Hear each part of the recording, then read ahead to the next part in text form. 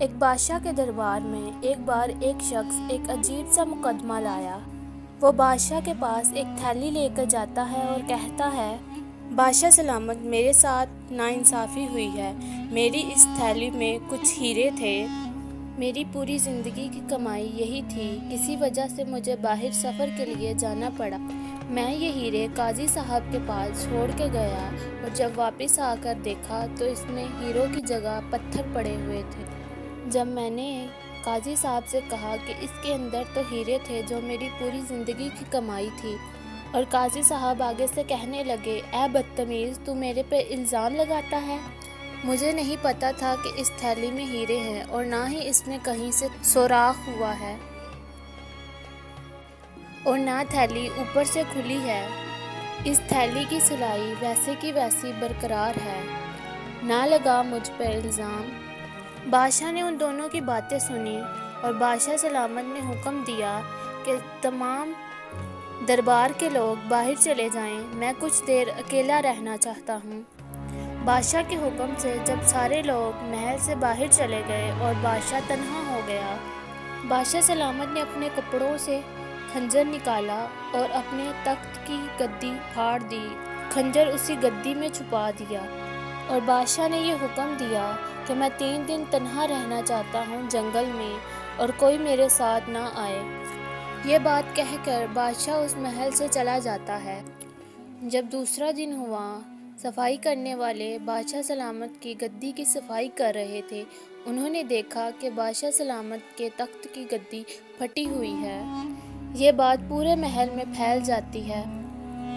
سب لوگ ڈر جاتے ہیں اور کہتے ہیں بادشاہ کو پتہ چلا تو بادشاہ بہت غصہ ہوگا اور سب کی گردنیں کٹوا دے گا، کوئی جلدی سے اس کا حل نکالے۔ سب لوگ آپس میں بات کر ہی رہے ہوتے ہیں کہ ایک شخص کہتا ہے کہ میں ایسے رفیع کو جانتا ہوں جو اسے اس طرح سلائی کرے گا کہ پتہ ہی نہیں چلے گا کہ یہ پہلے پھٹی ہوئی تھی۔ سب لوگ اسے کہتے ہیں کہ جلدی سے اسے ٹھیک کرواؤ، بے شک اس کے بدلے میں ہمارے پورے مہینے کی تنخواہ لے لینا۔ وہ شخص اس رفوگار کو بلاتا ہے۔ وہ اس تخت کو اس طرح سیتا ہے کہ پہلے کبھی پھٹی ہی نہ ہو۔ جب وہ سی لیتا ہے تو سب کی جان میں جان آتی ہے۔ پھر تیسرا دن بھی گزر جاتا ہے اور بادشاہ سلامت واپس آتا ہے اور دیکھتا ہے کہ اس کے تخت کی گدی سلی ہوئی ہے۔ یہ دیکھ کے وہ سب کو اکٹھا کرتا ہے اور پوچھتا ہے یہ کس نے سلائی کی؟ پہلے وہ سب کہتے ہیں کہ بادشاہ سلامت، یہ تو ویسے کی ویسی ہی ہے۔ بادشاہ سلامت کہتا ہے کہ جھوٹ مت بولو، میں خود اسے اپنے خنجر سے پھاڑ کر گیا ہوں۔ پھر وہ بادشاہ کو ساری بات بتا دیتے ہیں کہ یہاں ایک احمد رفوگر رہتا ہے۔ وہ اپنے کام میں اتنا ماہر ہے کہ پتہ نہیں چلتا کہ کپڑا پہلے کبھی پھٹا بھی تھا یا نہیں۔ بادشاہ حکم دیتا ہے کہ اس رفوگر کو میرے سامنے بلاؤ۔ جب وہ رفوگر بادشاہ کے سامنے آتا ہے تو بادشاہ اس سے کہتا ہے، واہ، کیا کاریگری ہے تمہارے ہاتھ میں کہ پتہ ہی نہیں چلتا کہ پہلے چیز پھٹی بھی تھی یا نہیں۔ رفوگر کہتا ہے کہ بادشاہ سلامت، بس خدا کی دین ہے۔ خدا نے مجھے یہ نعمت بخشی ہے کہ میں جس چیز کو سلائی کرتا ہوں پتہ ہی نہیں چلتا کہ یہ پہلے پھٹی تھی یا نہیں۔ بادشاہ اسے وہ تھیلی دکھاتا ہے اور کہتا ہے، کیا تم نے یہ سلائی کی یا نہیں؟ وہ کہتا ہے، بے شک میں نے ہی کی ہے۔ کچھ دن پہلے میرے پاس قاضی صاحب آئے تھے۔ انہوں نے اس تھیلی میں پتھر ڈالے ہوئے تھے اور مجھے کہنے لگے کہ اسے اس طرح سلائی کرو کہ پتہ ہی نہ چلے کہ کبھی کھلی تھی، اور وہ سلائی میں نے خود کی۔ بادشاہ سلامت کہتے ہیں، ٹھیک ہے، تم اب جا سکتے ہو۔ بادشاہ سلامت شام کو قاضی صاحب کو اپنے پاس بلاتا ہے اور ان سے اکیلے میں پوچھتا ہے، قاضی صاحب، کیا اس تھیلی سے ہیرے آپ نے نکالے؟ قاضی صاحب کہتا ہے کہ نہیں۔ بادشاہ سلامت، کیا آپ کو مجھ پہ یقین نہیں؟ میری اتنی عمر ہو گئی، میری داڑھی کے بال بھی سفید ہو گئے، کیا میں ایسا کر سکتا ہوں؟ بادشاہ سلامت نے کہا، قاضی صاحب، اب میں آپ سے اکیلے میں پوچھ رہا ہوں، جو سچ ہے بتا دیں، میں آپ کو معاف کر دوں گا۔ کوئی بات نہیں، غلطی انسان سے ہو جاتی ہے، وہ شیطان کی باتوں میں آ جاتا ہے۔ پر آپ مجھے سچ بتا دیں، اس تھیلی میں سے ہیرے آپ نے نکالے؟ قاضی نہیں مانتا اور کہتا ہے آپ مجھ پر الزام لگا رہے ہیں۔ اگلے دن بادشاہ سب کو بلاتا ہے اور دربار میں کچہری لگتی ہے۔